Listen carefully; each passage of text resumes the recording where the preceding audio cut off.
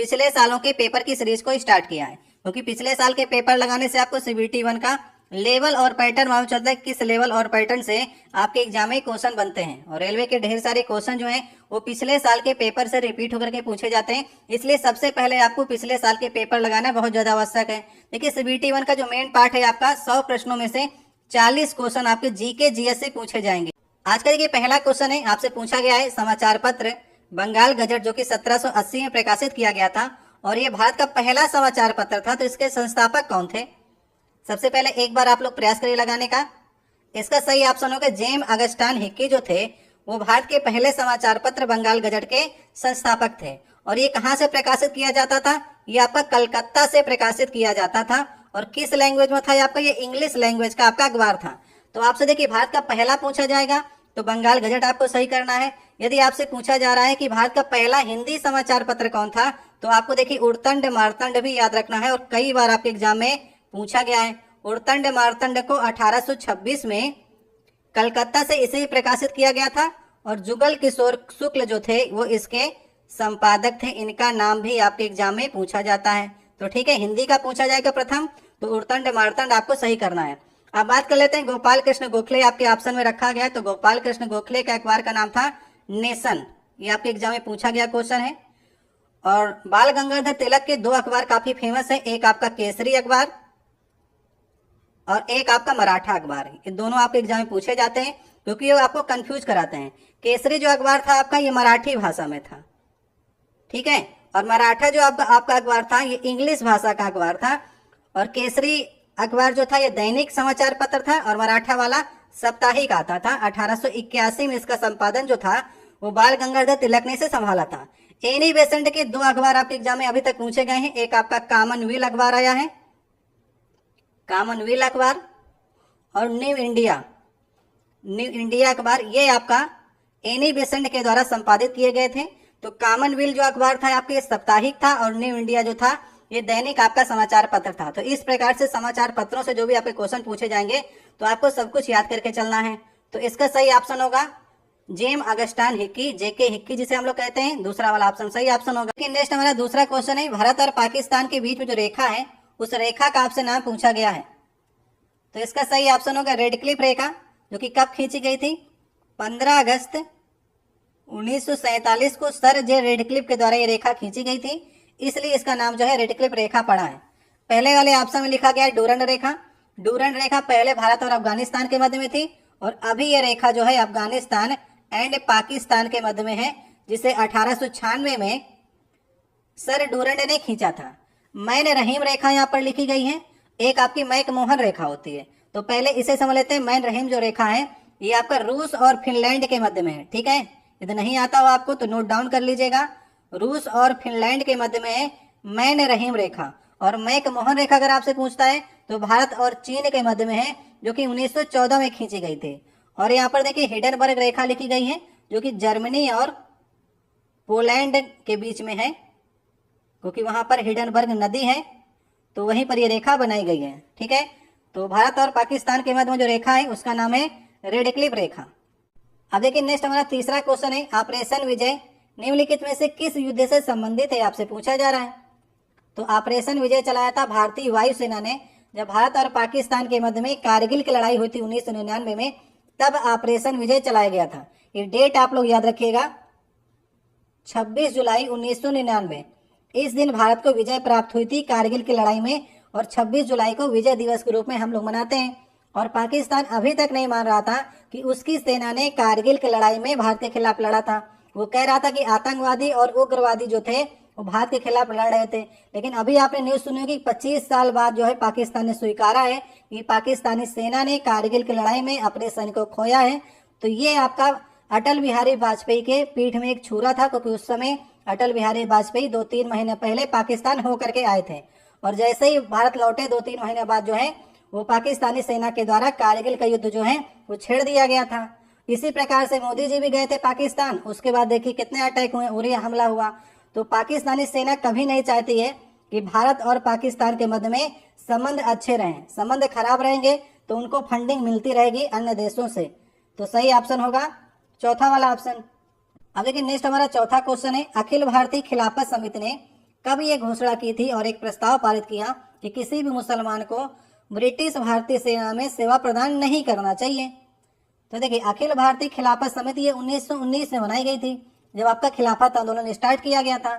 तो जब प्रथम विश्व युद्ध आपका 1914 से लेकर के 1918 तक चला, तो प्रथम विश्व युद्ध जब खत्म हो गया तो ब्रिटिश सरकार ने तुर्की के साम्राज्य को विघटित कर दिया और भारत के मुसलमान जो थे वो टर्की के सुल्तान को अपना खलीफा मानते थे।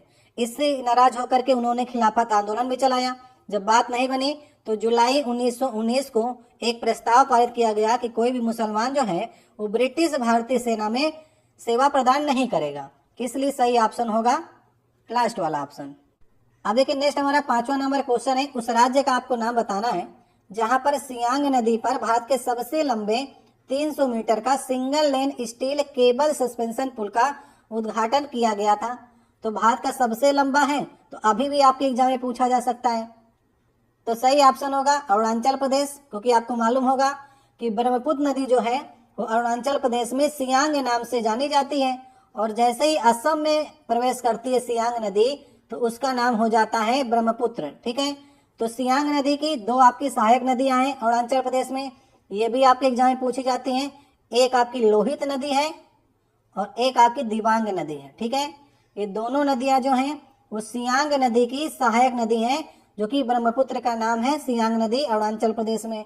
और जब ये तिब्बत से निकलती है ब्रह्मपुत्र नदी तो वहां पर इसे सांगपो नदी कहा जाता है। ये कई बार आपके एग्जाम में पूछा गया है कि तिब्बत में ब्रह्मपुत्र नदी को सांगपो के नाम से जाना जाता है, अरुणाचल प्रदेश में सियांग नाम से, और जब असम में प्रवेश करती है तब इसे ब्रह्मपुत्र नाम से जाना जाता है, और जैसे ही आपका बांग्लादेश में प्रवेश करती है तब इसका नाम जमुना हो जाता है। ये सब कुछ आपको याद करके चलना है।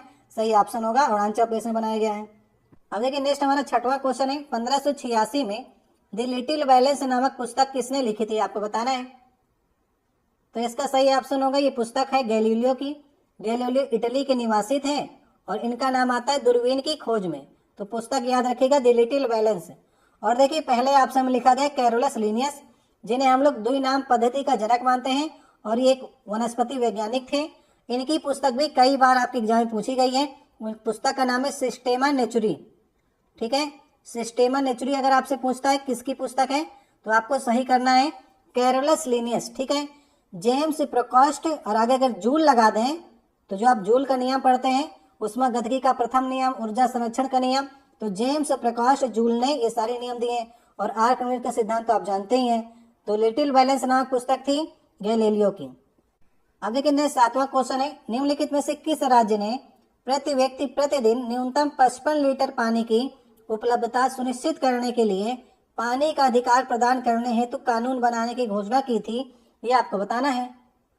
तो राइट टू वाटर सबसे पहले जो है मध्य प्रदेश ने लागू किया कि प्रति व्यक्ति जो है प्रतिदिन 55 लीटर पानी आपको मिलना ही चाहिए। तो जहां भी क्षेत्र हो आपका, हर जगह एक व्यक्ति को एक दिन में 55 लीटर पानी का अधिकार जो है ये मध्य प्रदेश की सरकार ने लागू किया था। तो इसे आप लोग याद रखिएगा। सही ऑप्शन होगा लास्ट वाला ऑप्शन। अब देखिए, नेक्स्ट 8वां क्वेश्चन है, विरासती कस्बे ओरछा को यूनेस्को के द्वारा विश्व धरोहर स्थलों की अस्थायी सूची में डाला गया है। तो ये शहर किस राज्य में स्थित है, आपको बताना है। तो ओरछा आप सभी को मालूम है, ये आपका पड़ता है मध्य प्रदेश में। यहाँ के राजा जो हैं वो राजा श्री राम कहलाते हैं। ओरछा के राजा जो हैं वो श्री राम हैं। और यहाँ पर जो मंदिर है उसके जब पट खुलते हैं, दरवाजे खुलते हैं, तो सबसे पहले पुलिस वाले दर्शन करते हैं। तो ओरछा के राजा श्री राम है, जो कि मध्य प्रदेश में आपका पड़ता है। अगर हम बात करेंगे अस्थायी सूची की, तो पहले यूनेस्को जो है कई स्थलों को अपनी अस्थायी सूची में डालता है और फिर धीरे धीरे वो सूची जो है वो स्थायी सूचियों में चली आती है। अगर हम बात करें कि मध्य प्रदेश में कितने स्थल जो हैं वो आपके स्थायी सूची के अंतर्गत डाले गए हैं, तो ऐसे आपके 3 स्थल हैं। पहला है आपका खजुराहो, इसके बाद सांची का स्तूप, और भीमबेटका की गुफाएं जो है आपकी मध्य प्रदेश की जो साइटें हैं ये आपकी स्थायी सूची के अंतर्गत डाली गई हैं। ओरछा को अस्थायी सूची में डाला गया है, ये पड़ता है आपका मध्य प्रदेश में। सही ऑप्शन दूसरा नंबर हो जाएगा। अब देखिए, नेक्स्ट हमारा 9वां क्वेश्चन है, भारत की एकमात्र मुक्केबाज जिन्होंने 6 बार विश्व मुक्केबाजी चैंपियन बनकर के इतिहास रचा है, तो आपको उनका नाम बताना है। तो जब भी मुक्केबाजी का नाम आएगा तो आपको मैरी कॉम सही करना है, क्योंकि 6 बार की विश्व चैंपियन सिर्फ और सिर्फ मैरी कॉम है। और ये किस वेट कैटेगरी से लड़ती हैं, 51 kg की वेट कैटेगरी से इन्होंने लड़ा है। और किस राज्य से संपर्क रखती हैं? मणिपुर की हैं। कई बार आपके एग्जाम में पूछा गया क्वेश्चन है। और अभी तक इन्होंने संन्यास नहीं लिया है। बीच में भी खबर आई थी तो उन्होंने बताया कि अफवाह खबर है, और अभी तक मेरी कॉम ने संन्यास नहीं लिया है। 2012 में इन्हें कांस्य पदक मिला था, ये भी आपके एग्जाम में क्वेश्चन पूछा गया है। तो सही ऑप्शन लास्ट वाला होगा। अब देखिए नेक्स्ट हमारा 10वां क्वेश्चन है, कोशिका का वह बाह्यतम आवरण कौन सा है जो कोशिका के अवयवों को उसके बाह्यतम आवरण से अलग करता है, आपको बताना है। तो आपने देखिए कोशिका की संरचना देखी होगी, तो कोशिका के अंदर आपको देखिए देखने को मिलेंगे, जैसे कोशिका प्लाज्मा झिल्ली जो होती है उसके अंदर आपको कई पदार्थ देखने को मिलेंगे, जैसे आपका लाइसोसोम हो गया, राइबोसोम हो गया, कोशिका द्रव हो गया, केंद्रक हो गया, माइटोकॉन्ड्रिया हो गया। ये सब आपके प्लाज्मा झिल्ली या फिर आपका कोशिका झिल्ली के अंदर होते हैं। तो इसका नाम देखिए प्लाज्मा मेम्ब्रेन भी होता है और सेल मेम्ब्रेन भी होता है। तो ये बाह्यतम आवरण से कोशिका के जो अवयव होते हैं उनको अलग करने का काम करती है। तो कोशिका झिल्ली किसकी बनी होती है, आपके एग्जाम में क्वेश्चन पूछा भी गया है। तो कोशिका झिल्ली जो बनी होती है लिपिड और प्रोटीन की बनी होती है। तो सही ऑप्शन कौन सा हो जाएगा? सही ऑप्शन पहला वाला हो जाएगा। नेक्स्ट देखिए 11 नंबर क्वेश्चन है, निम्नलिखित में से पश्चिमी तट में स्थित क्षेत्र का नाम आपको बताना है जो पश्चिमी तट पर हो। तो सिंधु का मैदान जो है आपका, ये तो उत्तर में आपका पड़ता है। असम वाला तो पूर्व में चला गया। कोरोमंडल के तट आपके पड़ते हैं तमिलनाडु में, तो आपका पूर्वी तट में आपका आ जाएगा। आपसे पूछा है पश्चिमी तट, तो मालाबार क्षेत्र जो है वो आपका पश्चिमी तट में आता है। तो मालाबार कहाँ से कहाँ पर पड़ता है? तो मालाबार आप देखेंगे जाकर के, तो कर्नाटक से लेकर के तमिलनाडु तक मालाबार आपका क्षेत्र पड़ता है। तो सही ऑप्शन हो जाएगा लास्ट वाला ऑप्शन। अगर आपसे पश्चिमी तट में और भी पूछता तो वहां पर देखिए आपको कोंकण तट, कोंकण जो क्षेत्र है ये भी आपका पश्चिमी तट में आता है। इसके बाद आपका केनरा जो तट है वो भी आपका पश्चिमी तट में आएगा, और मालाबार क्षेत्र, तो ये तीनों आपके पश्चिम में आएंगे। पूर्व में आपसे पूछता है तो कोरोमंडल सही करिएगा जो कि आपका तमिलनाडु में पड़ता है। तो पश्चिम के मैंने आपको तीनों बता दिए हैं। अब देखिए नेक्स्ट हमारा 12 नंबर क्वेश्चन है, निम्नलिखित में से कौन सा समुद्री तट जो है वो ब्लू फ्लैग सर्टिफिकेशन प्राप्त करने वाला एशिया का पहला समुद्री तट बन गया है। तो अगर एशिया का पहला बन गया है तो ये क्वेश्चन बार बार आपके एग्जाम में पूछा जाएगा। तो सही ऑप्शन होगा चंद्रभागा समुद्री तट। ये आपका पड़ता है उड़ीसा में, और इसका एक अन्य नाम भी है जो कि आपके एग्जाम में पूछा भी जाता है। इसे गोल्डन बीच के नाम से भी जाना जाता है, चंद्रभागा समुद्री तट को। तो इसे 2018 में ब्लू फ्लैग सर्टिफिकेट मिला था। तो ब्लू फ्लैग सर्टिफिकेट उन्हीं को मिलता है जहां पर स्नान के लिए बढ़िया पानी होता है, सुरक्षा का प्रबंध बढ़िया हो, पर्यावरण का ध्यान रखा जाए। तो बहुत से इसके कैटेगरी होते हैं, उनमें अगर कोई भी तट पाया जाता है तो उसे ब्लू फ्लैग का सर्टिफिकेट दिया जाता है। तो अभी तक भारत में 12 ऐसे आपके बीच हैं जिन्हें ब्लू फ्लैग सर्टिफिकेट प्रदान किया जा चुका है। तो पहला अगर बात करेगा तो चंद्रभागा समुद्री तट या फिर गोल्डन बीच पड़ता है उड़ीसा में। तो इसे आपको याद रखना है क्योंकि ये एशिया का भी पहला है ना, इसलिए इंपॉर्टेंट है आपका। अब देखिए नेक्स्ट 13 नंबर क्वेश्चन है, कौन सा केरल का पारंपरिक रंगमंच नृत्य है जो 8 दिनों में 8 नाटक प्रदर्शित किए जाते हैं? तो अगर केरल का पूछा है तो यक्षगान तो कहाँ का हो गया? यक्षगान तो कर्नाटक का हो गया। नेक्स्ट देखिए कृष्णाटम लिखा गया है, कृष्णाटम केरल का है। कृष्णाटम में कृष्ण भगवान के 8 नाटक जो है वो 8 दिनों में प्रदर्शित किए जाते हैं। तो सही ऑप्शन हो जाएगा कृष्णाटम। नेक्स्ट देखिए मार्च लिखा गया है, मार्च कहाँ का है? मार्च एमपी का है। और तेरुकुथु जो है ये तमिल का है।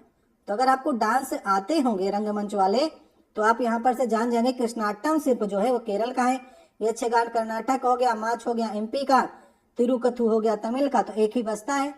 तो अगर 3 में से 2 किसी प्रकार से आ रहे हैं फिर भी आप इन्हें सही कर सकते थे। अब नेक्स्ट देखिए 14 नंबर क्वेश्चन है, निम्नलिखित में से किस आर्टिकल में समानता की अवधारणा को परिभाषित किया गया है?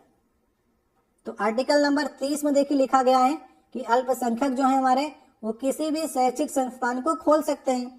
आर्टिकल नंबर 14 में समानता की अवधारणा प्रदर्शित की गई है।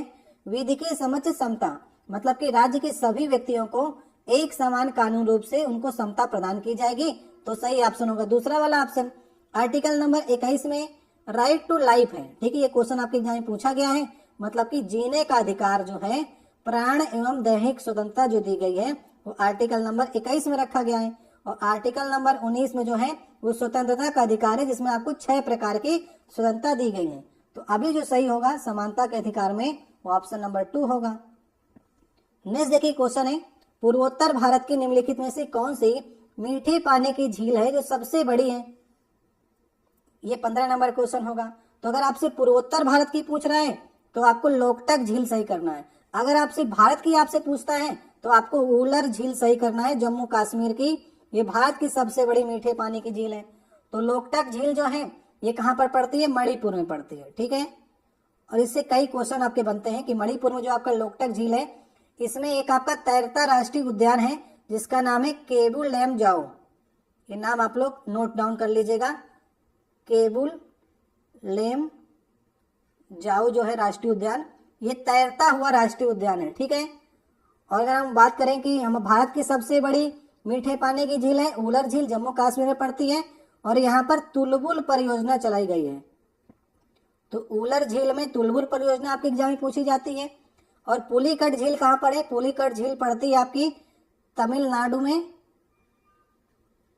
और आंध्रा के बॉर्डर में आपकी ये झील पड़ती है। डल झील पड़ती है जम्मू एंड कश्मीर में। कोलोरी झील पड़ती है आपकी आंध्रा में। तो सब कुछ एक बार आप लोग रिवाइज कर लीजिएगा। सही ऑप्शन होगा पहला वाला। अब देखिए नेक्स्ट हमारा 16 नंबर क्वेश्चन है, भारतीय भूवैज्ञानिक सर्वेक्षण के अनुसार निम्नलिखित में से कौन से राज्य में भारत के सर्वाधिक ग्रेफाइट के भंडार हैं? आपसे पूछा जा रहा है। तो 2013 में ये आपका भू सर्वेक्षण हुआ था। उसके अनुसार अरुणाचल प्रदेश में भारत का 43% जो ग्रेफाइट है उसका भंडार पाया गया है। तो सही ऑप्शन होगा दूसरा वाला। इसके बाद नंबर आता है जम्मू एंड कश्मीर का। जम्मू एंड कश्मीर में 37% ग्रेफाइट पाया गया है पूरे भारत का। तो दो मेन आपके राज्य हैं, अरुणाचल प्रदेश में सबसे ज्यादा और उसके बाद बात करेगा तो जम्मू एंड कश्मीर में ग्रेफाइट के भंडार हैं। अब देखिए नेक्स्ट हमारा 17 नंबर क्वेश्चन है, उस वैज्ञानिक का आपको नाम बताना है जिसने यह सिद्धांत प्रतिपादित किया था कि इलेक्ट्रॉन एक धनावेशित गोले के अंदर धसे हुए होते हैं। इलेक्ट्रॉन की खोज किसने की थी? यह भी आपके एग्जाम में पूछा जाएगा। और इलेक्ट्रॉन एक धनावेशित गोले के अंदर धसे हुए प्रतीत होते हैं, ऐसा जे थॉमसन ने ही कहा था, जो कि इलेक्ट्रॉन की खोजकर्ता भी थे। तो जे थॉमसन ने 1898 में अपना परमाणु का मॉडल प्रस्तुत किया था। उन्होंने बताया कि परमाणु के अंदर जो इलेक्ट्रॉन है, जैसे तरबूज के अंदर बीज धसे हुए होते हैं, वैसे परमाणु के अंदर इलेक्ट्रॉन जो हैं वो धसे हुए होते हैं। इन्होंने प्लम पुडिंग मॉडल इसे कहते हैं, मतलब जैसे तरबूज के अंदर बीज होते हैं वैसे परमाणु के अंदर इलेक्ट्रॉन होते हैं। ये आपका दिया था जे थॉमसन ने। सही ऑप्शन होगा दूसरा वाला। अब देखिए नेक्स्ट हमारा 18 नंबर क्वेश्चन है, आपसे पूछा जा रहा है NASCAM का पूर्ण रूप क्या है? आपको बताना है। ये 4 ऑप्शन आपको दिए गए हैं। तो इसका सही ऑप्शन होगा तीसरा नंबर ऑप्शन। यहाँ पर लिखा गया है national association of software and service company जो है वो NASCAM का पूर्ण रूप है। तो NASCAM के बारे में जान लेते हैं कि NASCAM है क्या। इसकी स्थापना 1988 में की गई थी और ये एक प्रकार की IT कंपनी है, ठीक है। IT कंपनी है और इसका हेडक्वार्टर जो है वो दिल्ली और नोएडा में इसके हेडक्वार्टर जो है वो बनाए गए हैं। और इस समय NASCAM के अध्यक्ष कौन है? अभी बदल गए हैं, तो अभी आप लोग नए नाम याद कर लीजिएगा। सिंधु गंगाधरम जो है वो नए अध्यक्ष बनाए गए हैं NASCAM के। तो ये आपके एग्जाम में क्वेश्चन पूछा जा सकता है। अब नेक्स्ट देखिए हमारा 19 नंबर क्वेश्चन है, निम्नलिखित में से कौन सा दुर्घटनावश या इरादतन रूप से डेटा के अन्य अधिकृत व्यक्तियों के समक्ष प्रकटीकरण या अन्य अधिकृत संशोधन या नष्ट किए जाने के संरक्षण को संदर्भित करता है? तो संरक्षण किससे प्राप्त होगी आपको? अन्य अधिकृत व्यक्तियों से, वो आपको डेटा सिक्योरिटी से प्राप्त होगी। सही ऑप्शन नंबर हमारा पहला हो जाएगा। तो ये तो प्रश्न पढ़कर ही समझ में आ जाएगा कि कैसे आपको संरक्षण प्राप्त करना है अपने डाटा का। डेटा सुरक्षा से ही आपको प्राप्त होगा। अब देखिए नेक्स्ट क्वेश्चन है, निम्नलिखित में से किसने विश्व स्वास्थ्य संगठन के लिए दुनिया का पहला मलेरिया वैक्सीन विकसित किया गया है? तो किस कंपनी ने किया आपसे पूछा जा रहा है। तो कंपनी का नाम है GSK, जिसका फुल फॉर्म है गैलेक्सो स्मिथ क्लाइन कंपनी का नाम है। और 1987 में इसने बनाया था और एक ब्रिटिश कंपनी है। और अभी आपने जनवरी 2024 में सुना होगा कि सबसे पहले अफ्रीका के कैमरून देश में मलेरिया की पहली वैक्सीन जो है वो लगाई गई है। तो मलेरिया कैसे होता है? मलेरिया एक परजीवी से होने वाला रोग है जो कि मादा एनोफिलीज मच्छर के काटने से होता है। तो इनको भी आप लोग याद कर लीजिएगा। नेक्स्ट देखिए क्वेश्चन है, इसमें पूछा जा रहा है 21 नंबर क्वेश्चन होगा ये। 1866 में भारतीय समस्या के बारे में चर्चा करने और भारतीय कल्याण के संवर्धन हेतु ब्रिटिश लोक अधिकारियों को प्रभावित करने के लिए लंदन में ईस्ट इंडिया एसोसिएशन का गठन किसने किया था?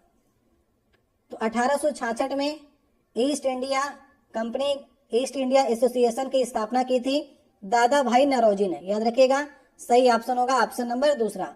तो दादा भाई नौरोजी को हम लोग क्या कहते हैं? Grand old man of India कहते हैं। और इन्होंने कौन सा सिद्धांत दिया था?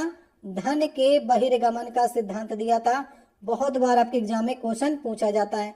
धन के बहिर्गमन का सिद्धांत किसने दिया था? दादा भाई नौरोजी ने दिया था। और 1867 और 68 के करीब इन्होंने प्रति व्यक्ति आय की गणना की थी। अपनी एक पुस्तक थी poverty and un British rule India, उसमें प्रति व्यक्ति आय की गणना की थी। तो उस समय 67 और 68 में भारतीयों की आय जो थी वो 20 रुपए थी। और अगर बात करेंगे दादा भाई नौरोजी की, तो दादा भाई नौरोजी ने कांग्रेस के सेकंड जो आपकी अधिवेशन हुआ था 1886 में, पहले वाले में बंकिम चंद्र बनर्जी थे और दूसरे वाले की अध्यक्षता की थी दादा भाई नौरोजी ने। इस प्रकार से क्वेश्चन आपके एग्जाम में पूछे जाते हैं। और 1887 में, याद रखिएगा 1887 में ब्रिटेन में भारतीय सुधार समिति की स्थापना भी किसने की थी? दादा भाई नौरोजी ने की थी, भारतीय सुधार समिति। तो ये दोनों समितियां याद रखिएगा। एक आपका ईस्ट इंडिया एसोसिएशन की स्थापना लंदन में की गई थी दादा भाई नौरोजी के द्वारा, और भारतीय सुधार समिति 1887 में ये भी लंदन में की गई थी। तो ये दोनों आपके लिए इंपॉर्टेंट है। अब नेक्स्ट देखिए क्वेश्चन है, संघ और केंद्र सरकार के खातों के संबंध में संवैधानिक शक्तियों और कर्तव्यों का प्रयोग निम्नलिखित में से किसके द्वारा किया जाता है? तो संघ और केंद्र सरकार के जो खाते हैं उनकी देखरेख करता है भारत का नियंत्रक एवं महालेखा परीक्षक, जिसे हम लोग शॉर्ट में कैग के नाम से जानते हैं। और इस समय कैग कौन है? गिरीश चंद्र मुर्मू जो हैं वो कैग हैं। और किस आर्टिकल में इसकी चर्चा की गई है? आर्टिकल नंबर 148 से लेकर के 151 तक भारत के नियंत्रक एवं महालेखा परीक्षक के बारे में चर्चा है। इसकी नियुक्ति राष्ट्रपति करता है। कितने साल का कार्यकाल होता है? 6 वर्ष या फिर 65 साल, जो भी पहले आ जाएगा वो कार्यकाल होता है। तो भारत के नियंत्रक एवं महालेखा परीक्षक को सार्वजनिक धन का रक्षक माना जाता है और एक केंद्र सरकार के खातों का विवरण रखता है। तो सही ऑप्शन कौन सा होगा? सही ऑप्शन नंबर हमारा लास्ट वाला होगा। नेक्स्ट देखिए क्वेश्चन है, कालिदास द्वारा लिखे गए नाटक अभिज्ञान शकुंतला में शकुंतला का पुत्र कौन था? ये 23 नंबर क्वेश्चन होगा आज का। तो आपने कालिदास के नाटक अभिज्ञान शकुंतला पढ़ा होगा। तो यहाँ पर आप पढ़ते होंगे कि दुष्यंत, राजा दुष्यंत और शकुंतला, इन दोनों के बारे में कहानी है जिसमें प्रेम है, विवाह है, विरह है, पूर्ण मिलन की कहानी है। तो शकुंतला का पुत्र का नाम था भरत, जिसके नाम पर हमारे देश का नाम जो है भारत पड़ा है। तो ये नाम तो आपको याद होना ही चाहिए। सही ऑप्शन होगा पहला वाला ऑप्शन। नेक्स्ट देखिए क्वेश्चन है 24 नंबर, विश्व विरासत स्थल के रूप में प्रसिद्ध जो अजंता की गुफाएं हैं वो किस स्थान पर स्थित हैं? तो अजंता की गुफाएं हैं औरंगाबाद, और औरंगाबाद आपका पड़ता है कहाँ पर? महाराष्ट्र में पड़ता है। ठीक है, तो ये महाराष्ट्र में आपकी गुफाएं हैं। और 1983 में इसे विश्व विरासत स्थल में शामिल किया गया था। उस समय 3 और इसके अलावा शामिल किए गए थे 1983 में, उन्हें भी आप लोग याद रखिएगा। तो आगरा का किला शामिल किया गया था 1983 में, ताजमहल को शामिल किया गया था, और एक आपका एलोरा की गुफाओं को शामिल किया गया था। ठीक है, तो 1983 में 4 आपके स्थल शामिल किए गए थे विश्व विरासत स्थल की सूची में। तो सही ऑप्शन होगा औरंगाबाद, महाराष्ट्र में अजंता की गुफाएं हैं। अब देखिए नेक्स्ट हमारा 25 नंबर क्वेश्चन है, निम्नलिखित में से किसे भारत के स्वतंत्रता आंदोलन के दौरान चरमपंथी नेता के रूप में जाना जाता था? तो देखिए भारतीय स्वतंत्रता आंदोलन के दौरान 2 प्रकार के आपके नेता होते थे, एक आपके चरमपंथी नेता और एक आपके नरमपंथी नेता। तो नरमपंथी नेता का लक्ष्य ये होता था कि उनको अहिंसा के माध्यम से अंग्रेजों को बाहर निकालना है। तो अहिंसा का रास्ता, उसमें वो प्रदर्शन करते थे, शांतिपूर्ण आंदोलन करते थे, प्रार्थना पत्र लिखते थे। इस प्रकार से नरमपंथी नेता काम करते थे। और चरमपंथी नेता का लक्ष्य था कि अंग्रेज जो हैं अहिंसा से नहीं जाएंगे, इनको हिंसा से भगाना पड़ेगा। उसका रास्ता चाहे गोली हो, चाहे बारूद हो, चाहे बम हो, चाहे हमको अंग्रेजों को मारना पड़े, तो किसी भी रास्ते से चरमपंथी नेता जो थे वो अंग्रेजों को बाहर निकालना चाहते थे। तो उनमें देखिए 3 नाम आपके आते हैं, उन 3 नामों को आप लोग याद रखिएगा, लाल, बाल और पाल। ये आपके चरमपंथी नेता थे, ठीक है। जिसमें लाल से आपका हो गया लाला लाजपत राय, बाल से हो गया बाल गंगाधर तिलक और पाल से हो गया विपिन चंद्र पाल और अरविंद घोष। तो इस प्रकार से 3-4 नेता आपके ऑप्शन में रख देगा। अभी देखिए बाल रखा है ना, बाल गंगाधर तिलक, ये चरमपंथी नेता में आते थे। तो सही ऑप्शन हो जाएगा ऑप्शन नंबर 4 वाला।